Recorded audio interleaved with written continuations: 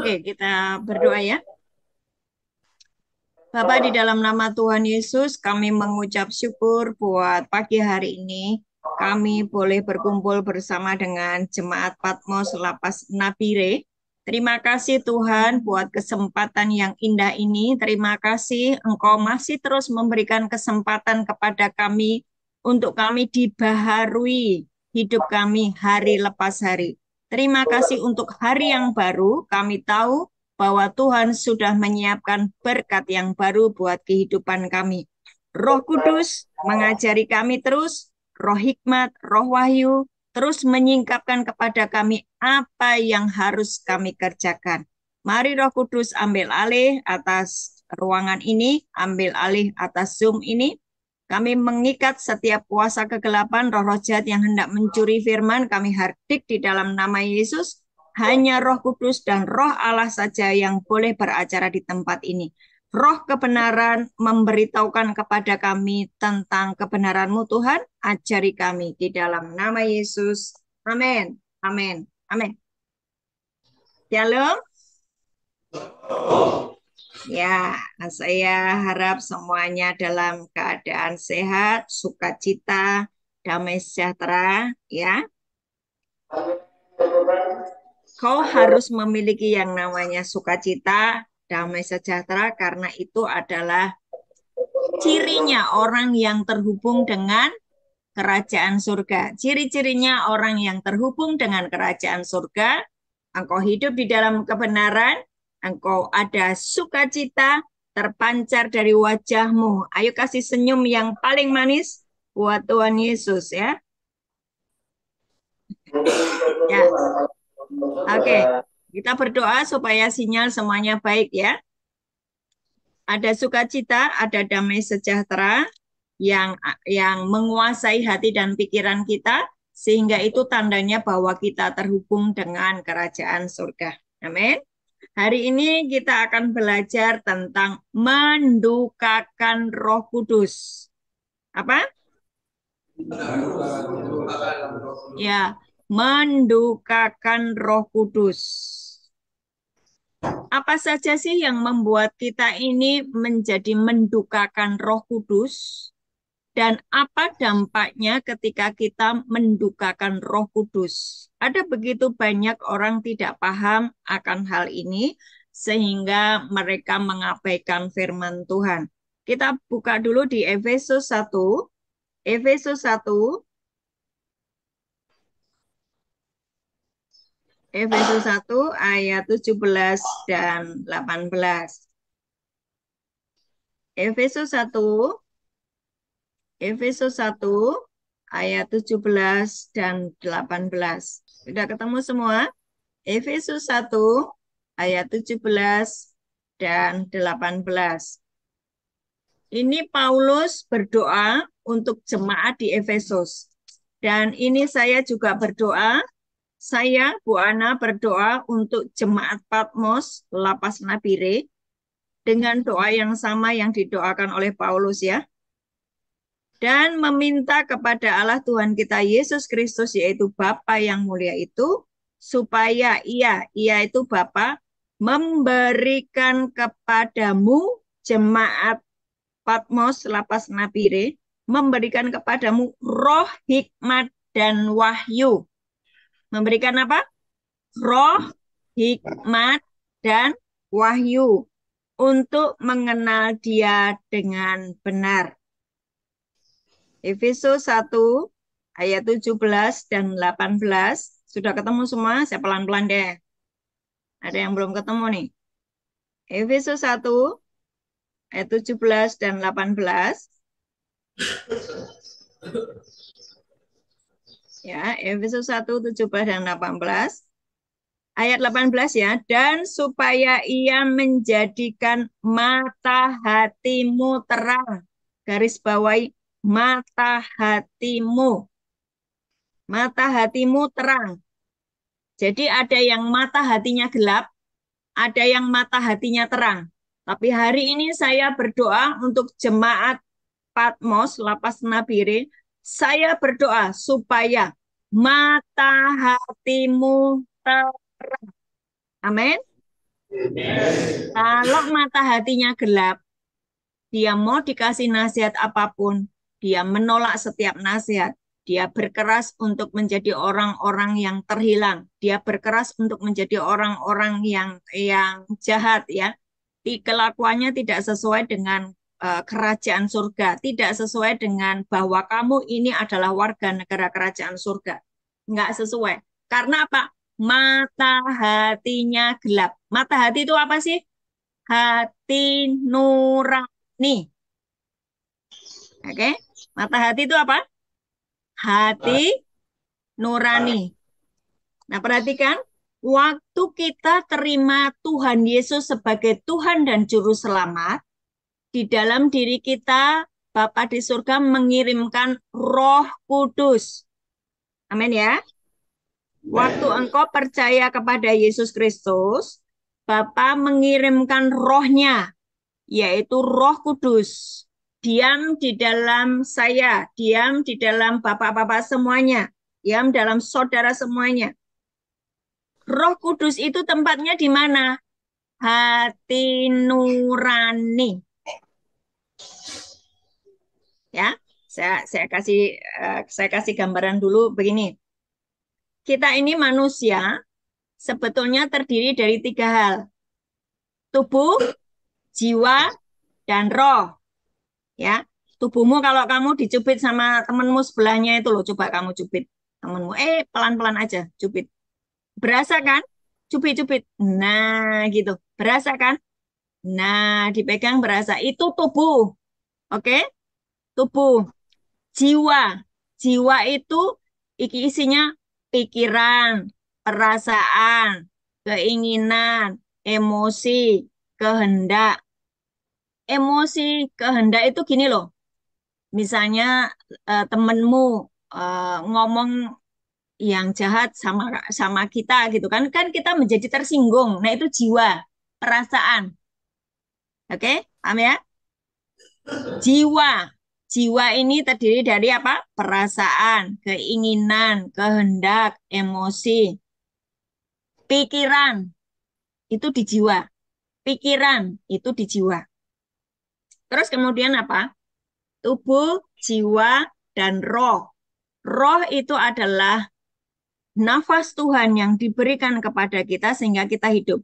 Kalau ada orang meninggal, itu rohnya keluar dari tubuhnya. Nah, kalau rohnya keluar dari tubuhnya, yaitu orang meninggal. Tapi ada juga orang yang bermain-main dengan kuasa kegelapan. Rohnya itu dia bisa keluar jalan-jalan, lihat sana sini. Yang itu namanya, kalau orang Jawa itu bilang roh sukmo atau rohnya jalan keluar-keluar. Itu biasanya kuasa perdukunan ya. Kalau kalau dari kalau nggak diperintahkan Tuhan tidak boleh ya. Rohnya nggak boleh keluar jalan-jalan. Nah, orang yang koma orang yang koma di ICU itu juga begitu. Rohnya keluar, tapi tubuhnya masih berfungsi. Makanya orang yang di ICU diajak ngomong apapun kan dia nggak connect, tapi jantungnya masih berdenyut, ya kan? Nah, itu rohnya keluar. Nah, itulah yang disebut dengan dimensi manusia ya, tubuh, jiwa, dan roh. Nah, sekarang tadi ketika kita terima Yesus sebagai Tuhan dan Juru Selamat, ya, Bapa mengirimkan rohnya, yaitu Roh Kudus, untuk diam di dalam diri kita. Di dalam diri kita ada Roh Kudus yang ada di dalam hati nurani. Di dalam hati nurani kita. Roh Kudus itu yang membuat kita mampu taat kepada setiap ketetapan Tuhan. Ya kan? Tapi kalau Roh Kudusnya undur, nggak ada Roh Kudus, kita terus berbuat jahat, kita terus melanggar setiap ketetapan Tuhan, kita nggak mampu mengerjakan firman Tuhan. You malas sekali baca Alkitab, malas, kamu malas nyembah, kamu malas doa, kamu malas baca Alkitab, sebab Roh Kudus undur, nggak ada Roh Kudus di dalam dirimu. Kenapa bisa Roh Kudus undur? Mari kita baca di dalam Efesus 4 Ya, Efesus 4. Udah paham, mulai paham ya? Kenapa ada Roh Kudus dan Roh Kudus undur? Kenapa ada orang-orang yang nggak bisa melakukan setiap ketetapan Tuhan? Efesus 4 ayat 17 sampai dengan selesai itu ya. Sudah ketemu Efesus 4? Judulnya apa? Manusia baru. Judulnya Manusia Baru. Perhatikan ayat langsung ayat 30. Judul dia bilang apa itu ayat 30? Dan janganlah kamu mendukakan Roh Kudus Allah yang telah menyederhanakan kamu menjalankan hal keselamatan. Ya, dan janganlah kamu mendukakan Roh Kudus Allah yang telah memeteraikan kamu menjelang hari penyelamatan. Perhatikan saya dulu. Ketika engkau percaya kepada Yesus Kristus, di dalam dirimu ada Roh Kudus. Amin ya. Roh Kudus itu yang memampukan engkau taat kepada setiap ketetapan-ketetapan Tuhan. Amin. Roh Kudus itu yang menasehati kamu. Roh Kudus itu yang memberikan kekuatan kepadamu. Roh Kudus itu yang menghibur kamu ketika kamu sedih. Roh Kudus itu yang memberi kekuatan untuk kau bangkit dari segala keterpurukan. Itu Roh Kudus. Oke? Tapi Roh Kudus itu bisa undur ketika kita melakukan hal-hal. Yuk dibaca dari ayat 17. Ayat 17. Yuk dibaca bersama-sama 2, 3.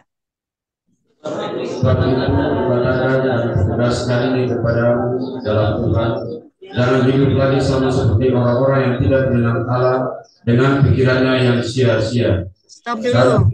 Stop dulu. Satu ayat saya jelasin. Jangan hidup lagi seperti orang yang tidak kenal Allah. Dengan apanya yang sia-sia? Pikirannya. Berarti di mana pikiran? Jiwa.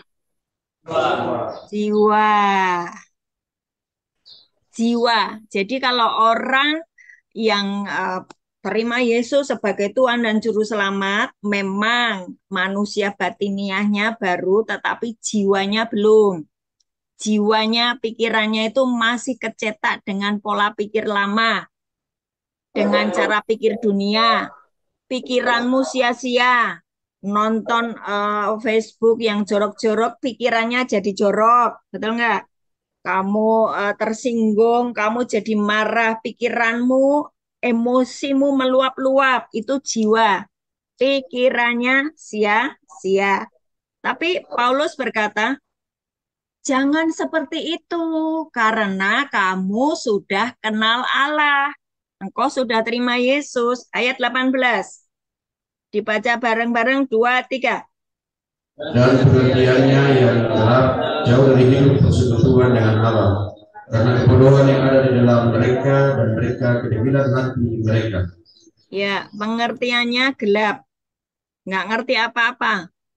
Karena apa? Nggak mau baca firman, nggak mau belajar tentang ketetapan Tuhan.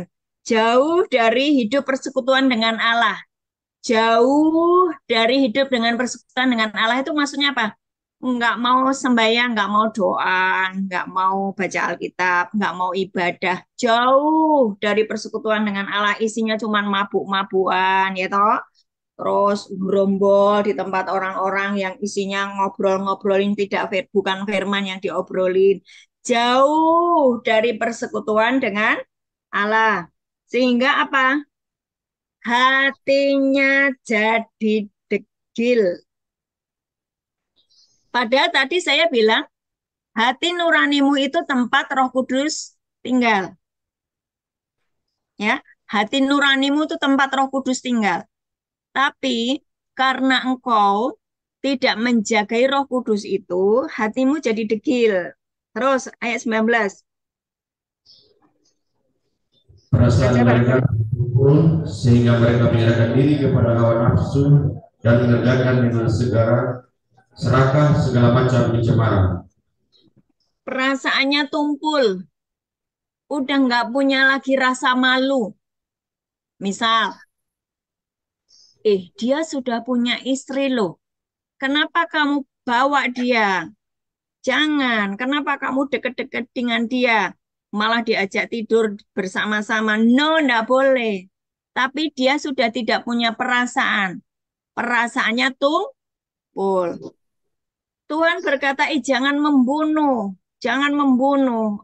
Nyawa itu berharga di hadapan Tuhan. Tapi karena you dikuasai oleh hawa nafsu, kamu serakah, kamu mau rampok barang orang itu, kamu mau ambil barang orang itu, serakah. Ini kan? Ayat 19, mengerjakan dengan serakah segala macam kecemaran. Akhirnya engkau membunuh orang itu demi sebuah motor yang kamu inginkan. Supaya kamu bisa jual motor itu untuk kamu pergunakan untuk hal-hal yang sesukamu. Gitu. Kamu sudah nggak punya yang nama perasaan. Perasaannya tumpul. Membunuh orang itu menjadi biasa. Padahal itu nyawa itu berharga di hadapan Tuhan loh. Ya toh? Yesus itu mati untuk menyelamatkan jiwa-jiwa setiap orang yang percaya. Yesus rela mati, tapi kenapa kau bunuh orang-orang itu toh? Perasaannya telah tumpul. Karena apa? Hati nuraninya degil. Ayat 20. Tetapi kamu bukan demikian, kamu telah belajar mengenal Kristus. Amin. Tapi kamu enggak lagi. Dulu memang seperti itu, ya. Kamu enggak lagi karena kau kenal Kristus sekarang. 21. Karena kamu telah mendengarkan dia dan menerima pelajaran di dalam dia menurut kebenaran yang nyata dalam Yesus. Kamu bisa berubah karena kamu dengar pengajaran-pengajaran firman Tuhan. Seperti hari ini.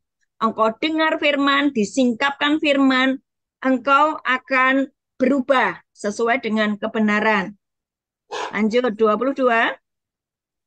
Yaitu bahwa kamu berhubung dengan kehidupan kamu yang dahulu harus meninggalkan manusia lama yang menemui kebinasaan manusia lama oleh nafsunya yang menyesatkan.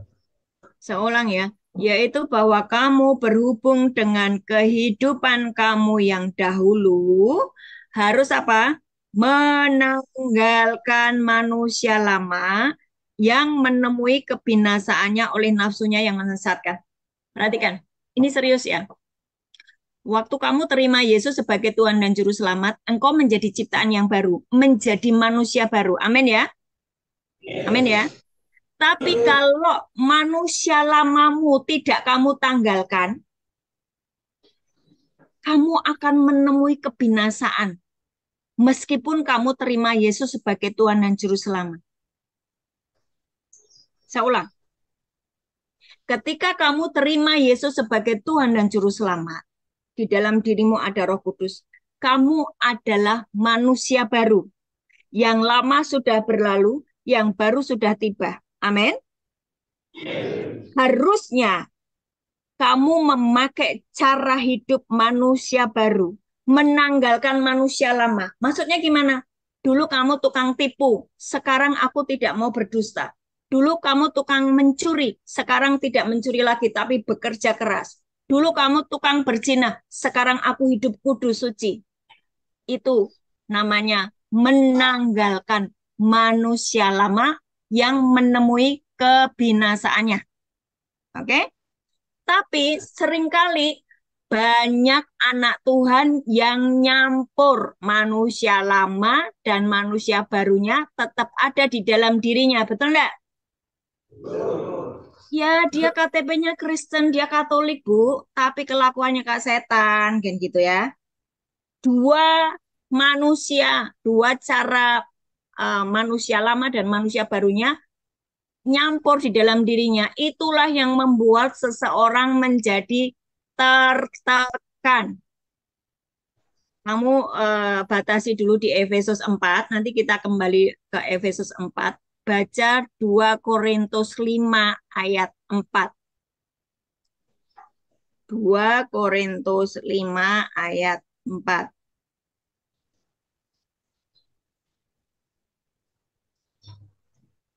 2 Korintus 5 ayat 4. Sudah ketemu? Ini Amin. loh yang menyebabkan banyak orang stres, depresi, mengalami tekanan hidup. Kenapa ya aku udah terima Yesus, kenapa hidupku kacau begini? Nah ini ayatnya nih ya. Dibaca bareng-bareng 2, 3. 2 Sebab Korintus ayat 4. Sebab selama masih diam dalam kemah ini, kita mengeluh oleh beratnya tekanan, karena kita mau mengenakan pakaian yang baru, itu tanpa meninggalkan yang lama, supaya kepanangan itu ditelan oleh hidup. ada yang belum dapat ayatnya 2 Korintus 5, ya toh? 2 Korintus 5, pelan-pelan. Ayat 4. 2 Korintus 5 ayat 4. Saya bacakan pelan-pelan ya. Sebab selama masih diam di dalam kemah ini, selama kita masih hidup di dunia ini, kemah ini ya, kita mengeluh oleh beratnya tekanan. Hidupnya kok berat toh Tuhan, hidup ini kok susah toh Tuhan, kok aku harus mengalami hal-hal seperti ini toh Tuhan. Itu loh, kamu mengeluh oleh beratnya tekanan hidup. Karena apa? Kenapa kamu mengeluh? Karena beratnya tekanan. Karena apa? Kita mau mengenakan pakaian yang baru itu tanpa menanggalkan yang lama. Jadi yang kamu percaya Yesus, tapi manusia lamamu nggak kau tanggalkan gitu loh. Kamu memakai dua baju, baju manusia lama dan baju manusia baru. Itu yang membuat engkau tertekan. Sampai sini. Waktu engkau tertekan, emosimu naik, engkau marah, engkau membenci sesamamu, engkau bunuh sesamamu, engkau curi, engkau rampok karena jiwamu tertekan.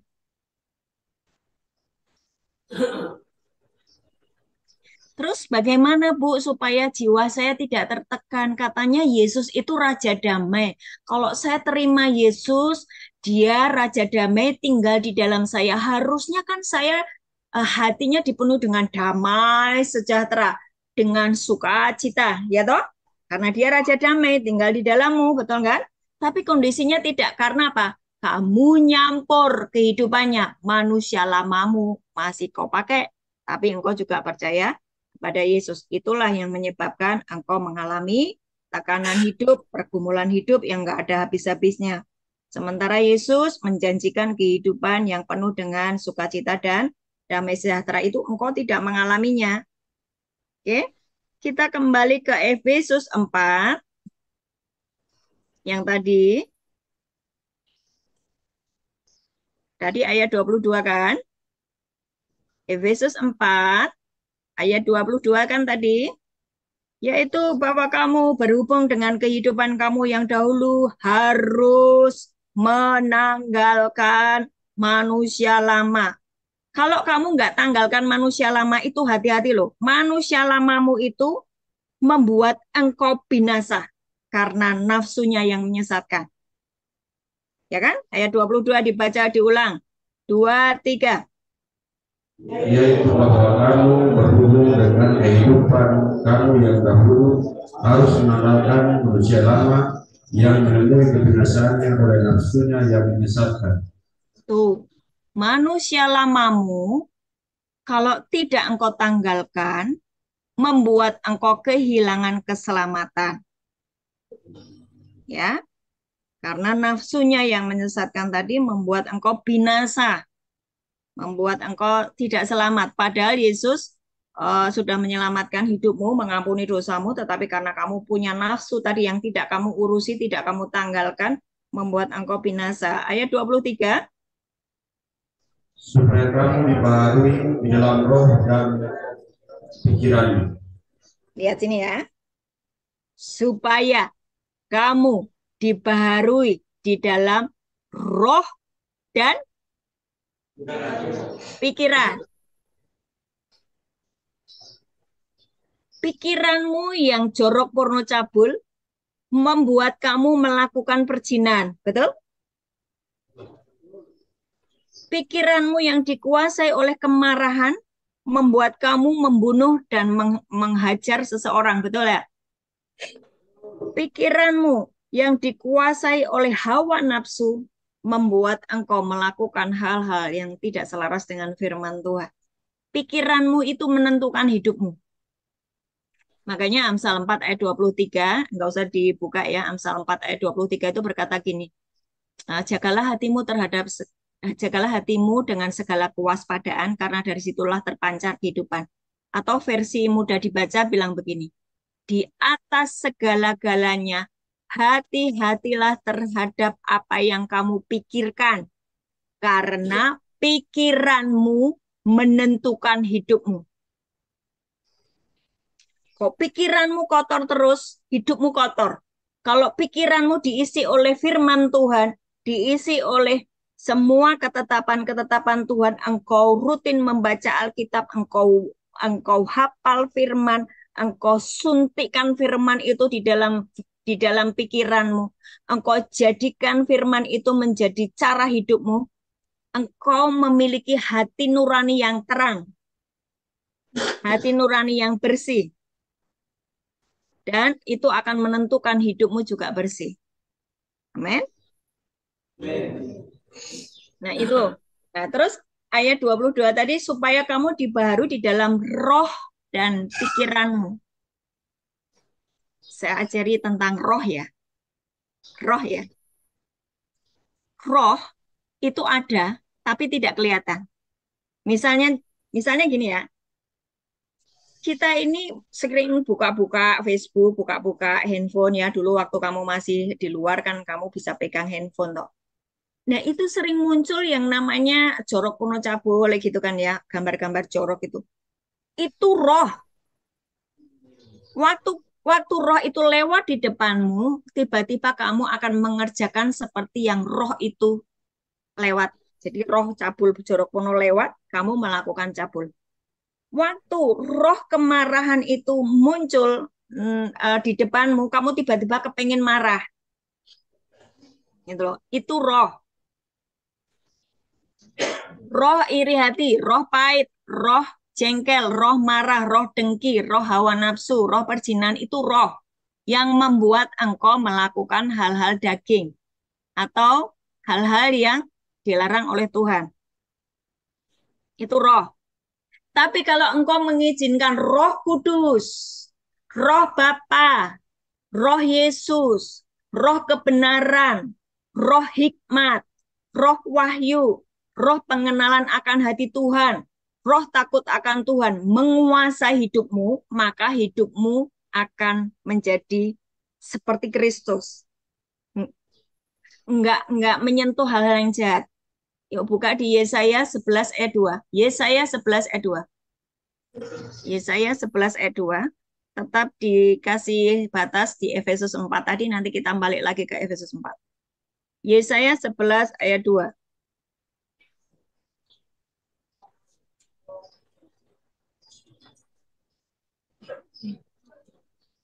Yesaya 11 ayat 2, Roh Tuhan, coba dibaca bersama-sama, sudah ketemu? Yesaya itu perjanjian lama ya. Kalau Alkitabnya cuma ada perjanjian baru, nggak ada. Yesaya itu perjanjian lama. Perjanjian lama. Yes. Roh Tuhan akan ada padanya, roh hikmat dan pengertian, roh nasihat dan keperkasaan, roh pengenalan dan takut akan Tuhan. Ya, kesenangannya ialah takut akan Tuhan. Roh Tuhan ada padanya.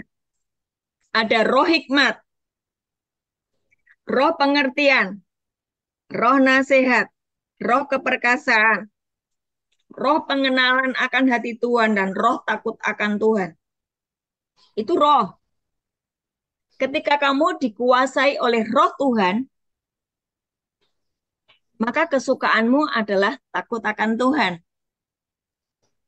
Tapi kalau kamu dikuasai oleh roh-roh dunia, maka kamu mengerjakan hal-hal yang dilarang oleh Tuhan. Nah, sekarang putuskan. Tuhan, Aku mau dipenuhi dengan roh Tuhan saja. Itu menjadi doamu. Supaya apa? Engkau bisa menjadi orang yang benar. Engkau bisa menjadi orang yang baik. Gitu ya. Jadi roh itu akan mempengaruhi kehidupanmu. Kembali ke Efesus 4.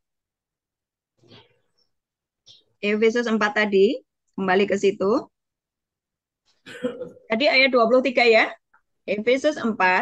Tadi ayat 23 ya. Supaya kamu dibaharui di dalam roh dan pikiranmu. Ayat 24 dibaca bareng-bareng 2, 3. Dan mengenakan manusia baru yang telah diciptakan menurut kehendak Allah di dalam kebenaran dan kekudusan yang sesungguhnya. Ya, kamu harus mengenakan manusia baru. Ayat 25. Karena itu, buanglah dusta dan berkatalah benar seorang kepada yang lain, karena kita adalah semua sama anggota. Karena itu buanglah dusta, berkatalah benar seorang kepada yang lain, karena kita adalah sesama anggota. Ini perintah. Tapi seberapa banyak orang yang saat ini masih suka berdusta, betul nggak? Betul nggak?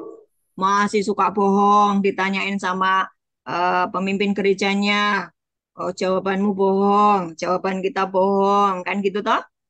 Itu loh, namanya masih memakai manusia lama.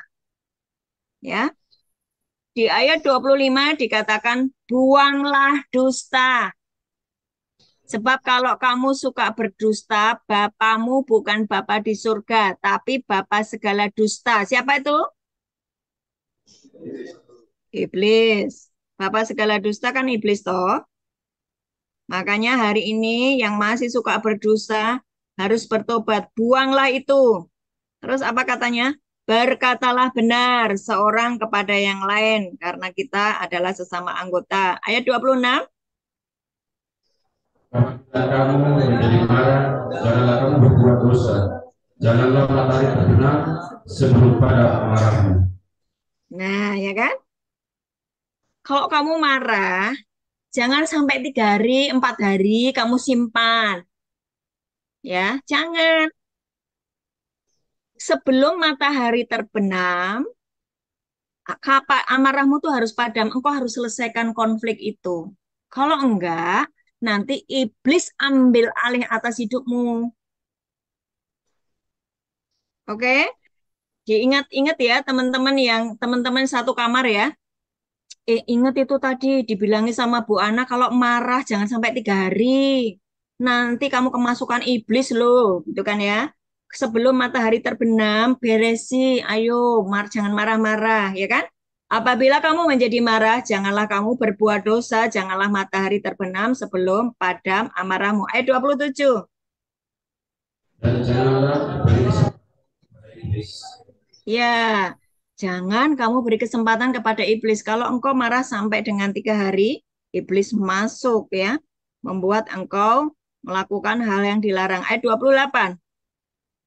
Orang yang mencuri, janganlah ia mencuri lagi, tetapi baiklah ia bekerja keras dan melakukan pekerjaan yang baik dengan tangannya sendiri, supaya ia dapat membagikan sesuatu kepada orang yang berkekurangan. Ada perubahan drastis. Kamu dulu suka mencuri. Firman Tuhan berkata, jangan mencuri lagi. Tapi kamu harus bekerja keras dengan tanganmu. Ya, dengan tanganmu itu kamu kerja keras. Supaya apa? Kamu dapat membagikan sesuatu kepada orang yang berkekurangan. Terus kamu bilang gini, Bu Ana, susah Bu cari kerjaan. Ya toh? Makanya saya mencuri. Makanya saya ngerampok. Susah Bu cari kerjaan. Enggak lagi susah. Waktu engkau mengizinkan Roh Kudus diam di dalammu, engkau bertobat sungguh-sungguh, engkau menanggalkan manusia lamamu, engkau memakai manusia barumu, Roh Kudus diam di dalammu, engkau terhubung dengan Bapamu di surga. Waktu engkau terhubung dengan Bapamu di surga, ketika engkau berdoa, Bapa mendengar. Amin. Ketika engkau berdoa, Tuhan berikan aku pekerjaan. Tuhan berikan aku divine connection, ketemu dengan orang yang tepat, yang bisa memberikan aku pekerjaan yang baik, yang halal.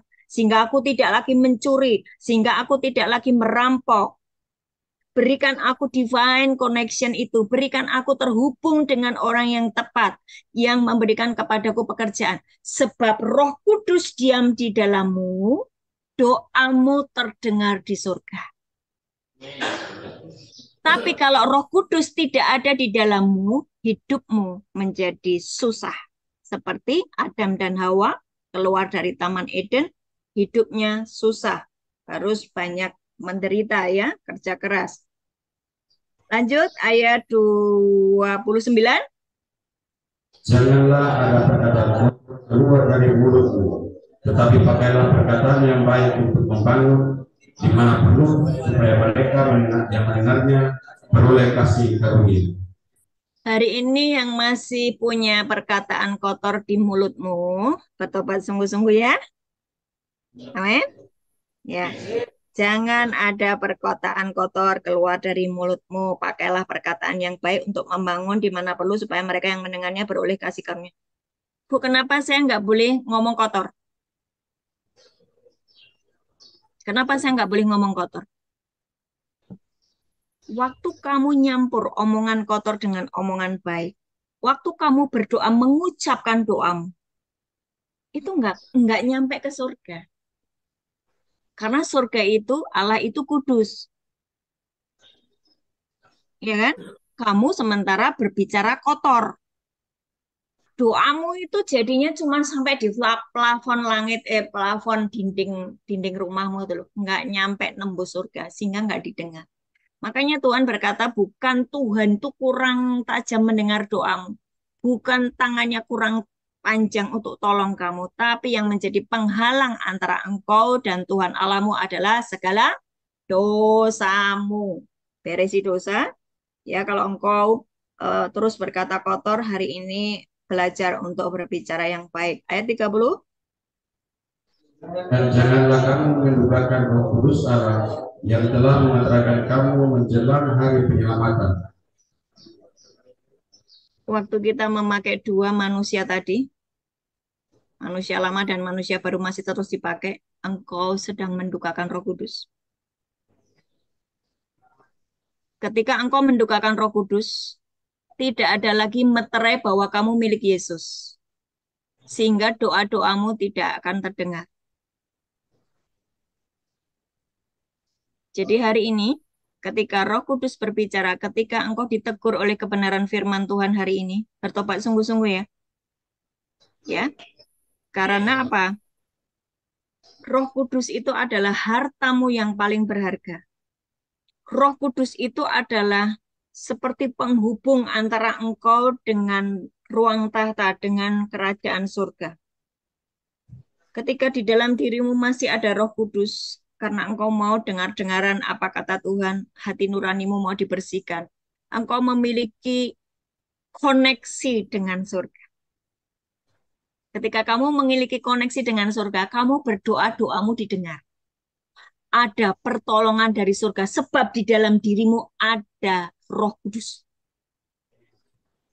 Sebagai ayat penutup, Efesus 1 ayat 13 dan 14. Efesus 1 ayat 13 dan 14.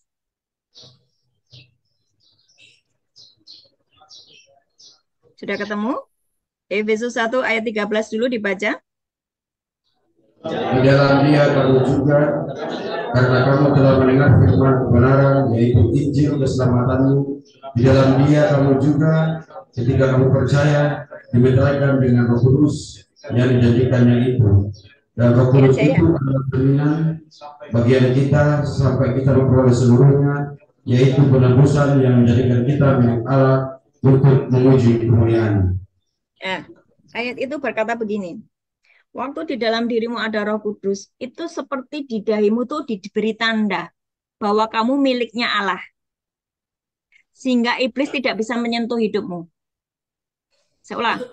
Waktu di dalam dirimu tuh ada Roh Kudus, itu kamu itu seperti diberi tanda bahwa kamu milik Allah. Ya toh?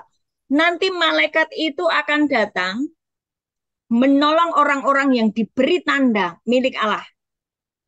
Menolong apa? Misalnya ada wabah corona, misalnya ada wabah apapun, malaria, misalnya ada wabah demam berdarah. Karena di dalam dirimu ada tanda bahwa kamu milik Allah, karena Roh Kudus diam di dalam kamu. Kamu nggak kena wabah itu.